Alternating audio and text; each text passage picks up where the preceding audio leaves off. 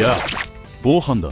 今回は回転勇者チャレンジオオカマの700ウェーブに挑む。アプデで火力のインフレがやばいので火力の単位がマジで意味不明だ。では早速見ていこう。ということで、まず2部ステージのハードモードが追加されたことから2部ノーマルのエリアをクリアするとそのエリアのハードエリアが解放される。2部ハードの基幹ステージでは星のついたかけらが手に入り、2部ノーマルのそれぞれのかけらの効果が個数 ×0.1% 増えるというもの。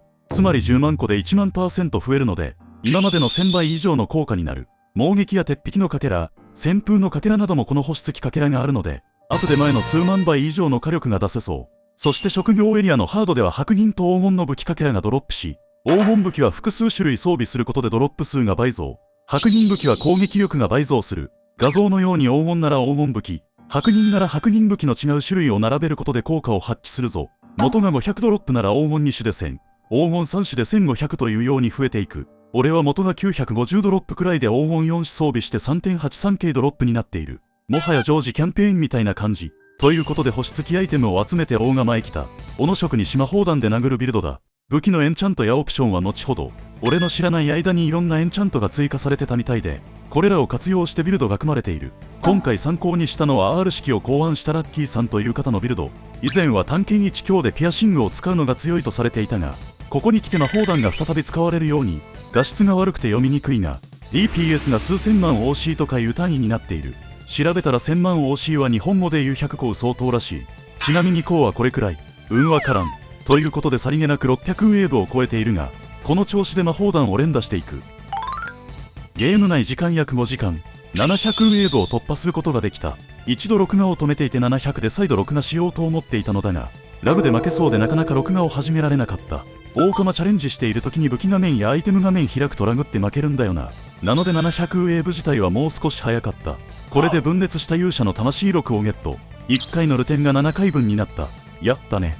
一応アイテムを雑に紹介。浄化の書4万冊、あとは会心のオーブもカンストまで集めている。進撃や戦撃、各撃は2部のもののみ。武器かけらは星付きのせいで誤差なので集める必要はなさそう。まあ気持ち的に一応集めたけど、大釜の浄化の書は 46M 冊だ。攻略に大事なアイテムはこんなところだろうか。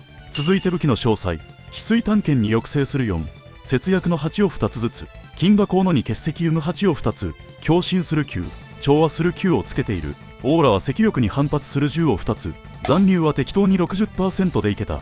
その他オーラはノーエンチャントで、白銀もエンチャントなし。オプションは斧ダメとダメージ増加が出るまで厳選した。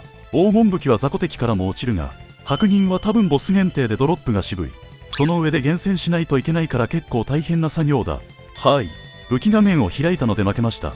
火力的にも800はまだ無理そうだな。武器のスキルはオーラが3種類ともサイズ最大に。原則だけスローだから分かりにくい。斧は魔法の棒は必須。あとは適当に上げている。ダガーは被験と吸血を取っているけどこれいるのか。職業はクリティカルダメを2個目まで解放。魔法弾はダメージの方は最大。長さの方は7レベルまで上げている。あんま変わんねえかなと思って最大まで上げてないだけだぞ。わざと7レベルで止めてるわけじゃない。あとはこの乗せているアクセ、シジルで攻略できた。で、今回はやらなかったが敵を端に寄せて魔法弾を撃つともっと火力が出るとか、細かい小技もあるみたいだ。俺はやり方わからないけど。ということで大釜700ウェーブの攻略は以上。ちなみに600ウェーブでクリアになり、ここで放置を押すと600ウェーブ以降を進めることができる。前は600なんて全然無理だったが今じゃ実動10分でいけてしまう。インフレがすごいな。多分大釜700ウェーブはまだ100人も到達できてないと思うので、腕に自信がある人はぜひ挑戦してみてくれ。ということで以上。次のインフレはいかほどに。